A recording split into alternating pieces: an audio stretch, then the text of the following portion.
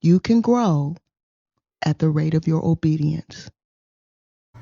This woman is speaking straight facts. I came out of a narcissistic marriage a year and a half ago, and I cannot tell you at the rate in which I've been healing. And it's to the point where people look at me and they're like, how are you able to heal this quickly? Like, how are you not, how are you not hurt when you found out last year that he had moved on with, he started dating somebody else? And I mean, I don't know what he's doing this year, but as far as last year, like, how are you able to um, launch a ministry and expand your coaching business and be successful and stuff like that? How are you able to do all this stuff? And it was only last year that you know pretty much didn't have money and all this other stuff. Like, how were you able to do it?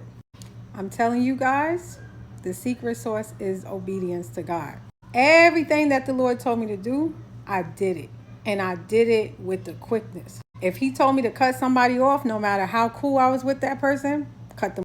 If the Lord told me to stop eating something, like he did when I used to live in Vegas, he told me to stop eating shrimp.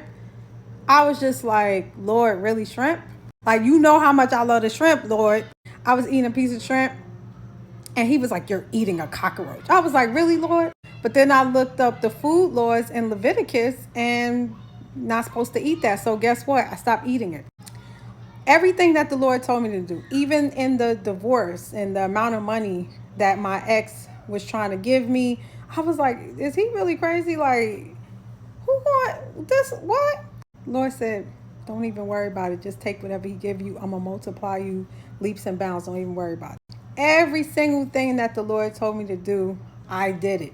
Some of the stuff was crazy. Like, the Lord told me, as I was leaving Vegas, he said, go to the airport. I was like, for what? Just go. I went to the airport. Guess what? I stayed in the airport for 11 days. I was in the airport for 11 days. Yeah. Just waiting. Funky, hungry, tired, stressed out. I did. Being chased by airport police, moving from different, level to level. I followed the Lord. And he also told me, in the midst of me healing, to start, social media channels and talk about what I've gone through and healing and all this other stuff. Didn't want to do it, but I did it. And when I say restoration like that, when I say the Lord had me meet so many incredible people, when I say the blessings of God and the healing, new apartment, all this stuff, yeah. So when she says that, you have to move, because you don't know what God is doing behind the scenes. It may look like you know how things are going to go, but I'm telling you, you don't know how it's going to go. There's no way that I would have thought all the things that happened to me from last year and then the blessings and how I'm being restored this year was going to happen. I mean, there was no way. Procrastination is a demonic spirit.